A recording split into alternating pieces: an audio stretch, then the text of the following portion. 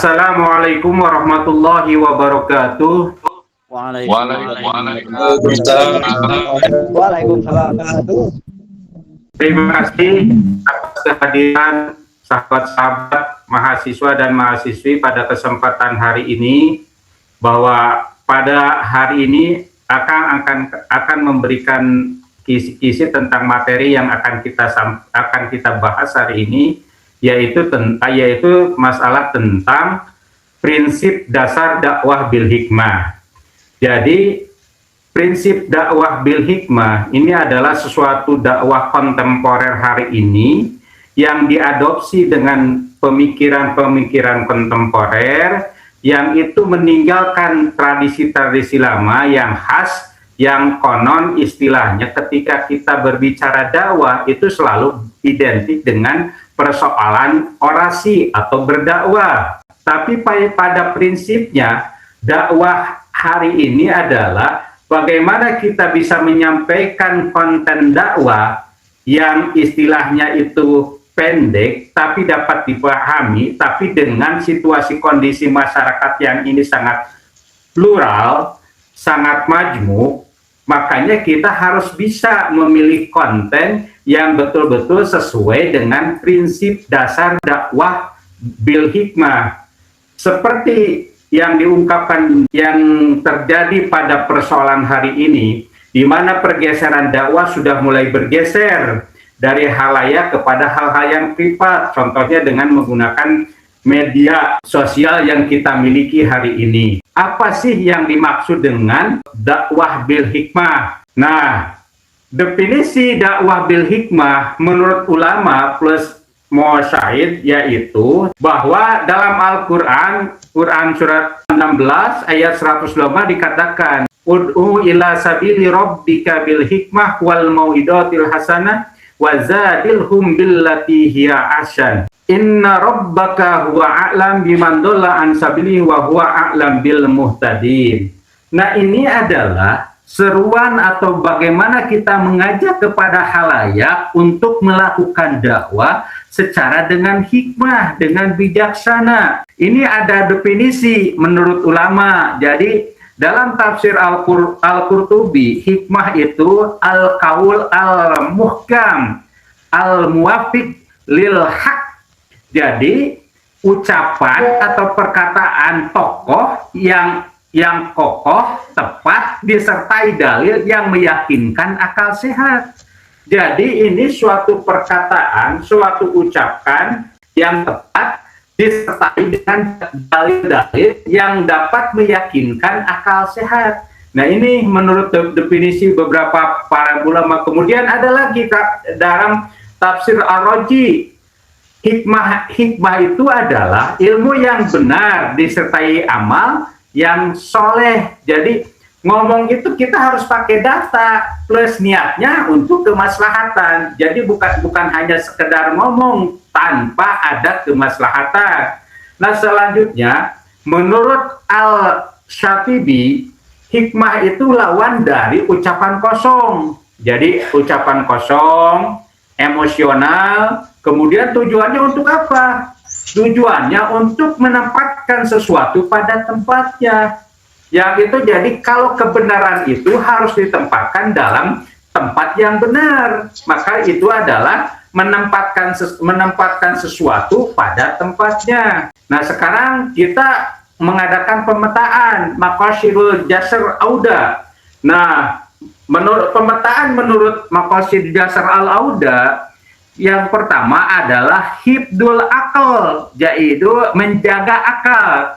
Kenapa? Karena serangan terbesar di era digital hari ini, yaitu dari era digital dari tahun 24 sampai dengan 2006 hari ini, bukan ke agama, tapi ke akal. Bagaimana yang dimaksud ke akal? Itu masalah hoax, kan sekarang sering bertaburan informasi dan lain sebagainya yang tidak sesuai dengan fakta. Kemudian terjadi disinformasi, jadi informasi yang salah gitu kan. Nah, kemudian ada afala ya'qilun. Jadi sebetulnya mengapa kita tidak menggunakan akal? Nah, hibdul akal ini adalah menurut pemetaan dari Maqasid Jashar al-Auda itu adalah bagaimana kita agar mampu menggunakan akal supaya kita benar-benar menyampaikan informasi atau melakukan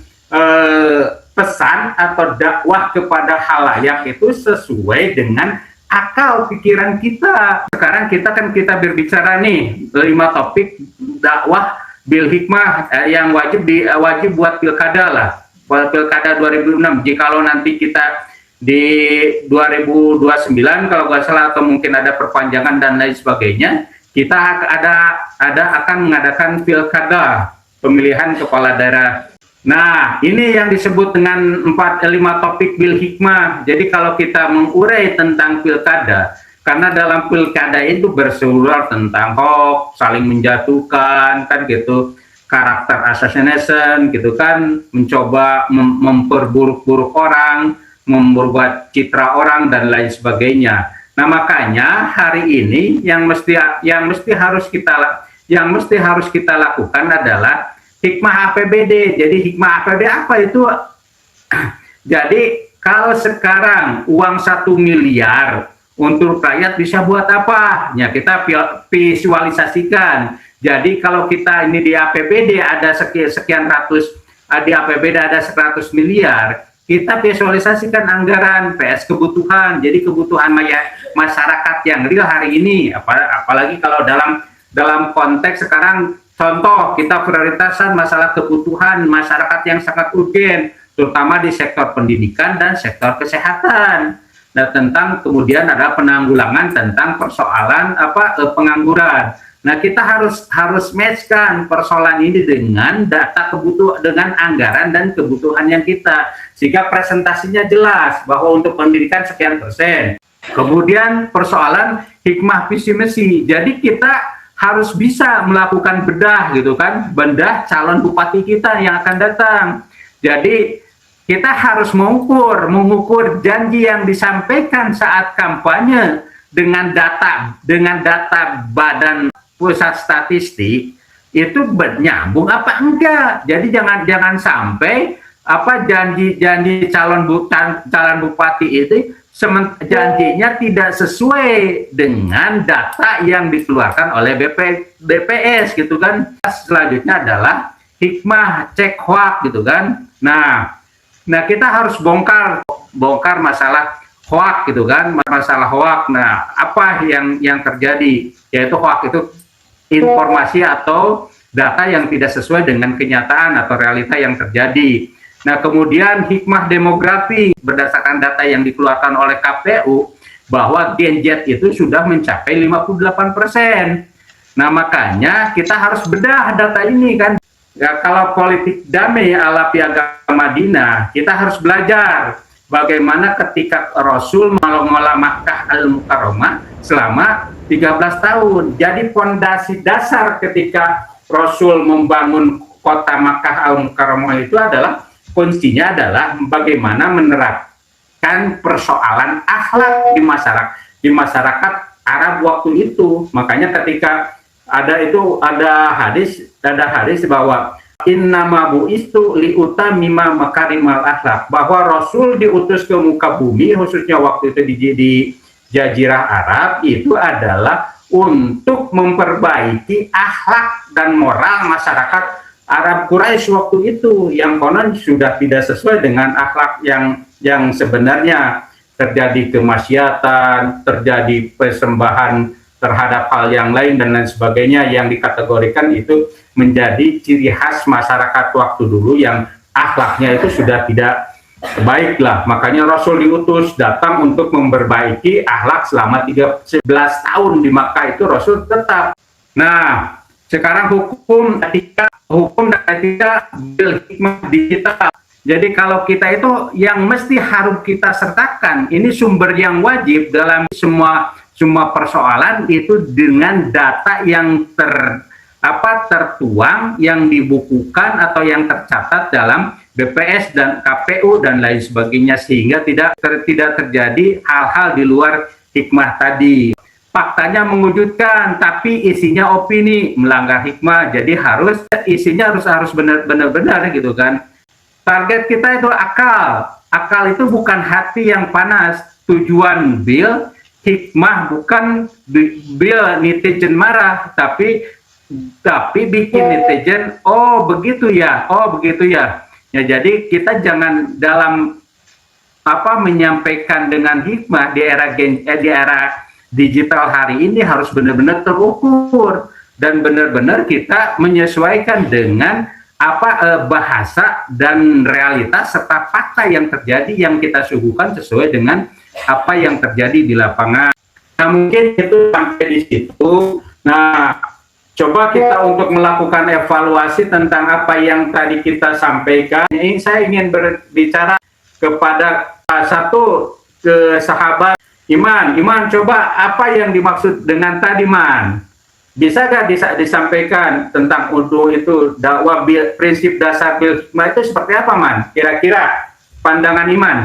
Nah, menurut saya pribadi, saya lebih suka kepada definisi menurut Tafsir Al-Razi gitu. Yang dimana hikmah itu simpelnya adalah ngomong pakai data gitu. Betul. Dengan niat maslahat. Karena kalau ngomong pakai data doang, tapi niatnya itu gak baik, nggak bisa disebut hikmah gitu kan, menurut saya. Ya betul. Oke. Teh Maya bisa memberikan ilustrasi sebentar tentang apa yang tadi disampaikan? Kalau menurut Maya sendiri pribadi ya Kang, tafsir dakwah bil hikmah ini sangat kalau di zaman sekarang harus sangat direalisasikan ya, apalagi di era digital sekarang, di era Gen Z apalagi sekarang ya Kang. Di era Gen Z sekarang dakwah bil hikmah itu orang-orang sangat minim ya Kang. Jadi masih banyak masyarakat yang tertipu akan hoak-hoak atau info-info yang tersebar oleh media yang sangat tidak jelas asal-usulnya seperti tadi. Nah, jadi yang harus diperhatikan itu media dari mana dia diangkat dan dari yang tadi itu apa yang diucapkan oleh dai tersebut itu apakah benar atau ada datanya valid atau tidak, itu juga harus didiskusikan kembali. Jangan langsung mencerna ya, harus tabayun juga kayak tadi. Nah, oke. Nah, coba sekarang Kang Triki coba berbicara tentang kira-kira ilustrasi atau bayangan tentang dakwah bil hikmah ini apa kira-kira Kang Fikri? Baik Kang, kalau menurut saya dakwah bil hikmah itu intinya adalah apa yang kita sampaikan baik melalui media sosial itu intinya harus mudah dipahami kepada masyarakat ataupun kepada audien. Terus kalau cek bahasa kolotama gini Pak Kang lah istilahnya China herang lauk ngabenang lah gitu meren nama gitu kalau bahasa sudah. Jadi pepatah orang tua dulu ya. Ya gitu, mungkin seperti itu menurut saya Kang. Jadi ketika kita menyampaikan seperti tadi pemawat Kang Iman, itu juga harus disesuaikan dengan niatnya, ya kan?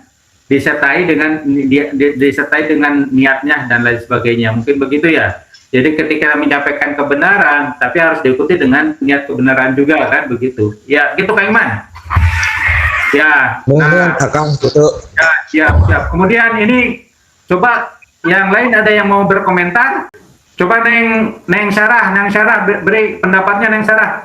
Baik Kang, kalau dari aku pribadi sih ya, karena berdakwah tuh harus juga mengikuti zaman, karena nggak boleh stuck di situ aja.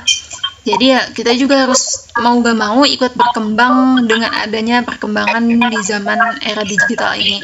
Jadi nggak monoton melulu stuck mengenai dakwah door to door seperti tradisi zaman dahulu, walaupun memang itu juga tidak bisa dihilangkan, cuman kita juga bisa meningkatkannya dengan menggeneralisasi dakwah di era kini. Makanya itu ada dakwah digital, tapi juga di balik itu semuanya punya aturan dan juga adab dari dakwahnya tersebut. Ya, terima kasih. Nah, itu adalah inti dari kesimpulan semua dalam prinsip dakwah, prinsip dasar dakwah bil hikmah ini. Jadi penyajian tadi harus disesuaikan dengan data, fakta, dan realita yang ada di masyarakat, khususnya di kaum-kaum tertentu. Nah, untuk itu sekali lagi akan ucapkan terima kasih. Mohon maaf atas kehilapan, kesalahan yang akan sampaikan. Ini murni, kalau terjadi kesalahan murni adalah kebodohan Akang, dan selebihnya adalah kalau kebenaran itu kebenaran memang ilmu dari Allah Subhanahu wa Ta'ala. Terima kasih, hatur nuhun ke semua mahasiswa yang telah hadir pada kesempatan ini. Wallahul muwaffiq ila aqwamit thoriq. Wassalamualaikum warahmatullahi wabarakatuh.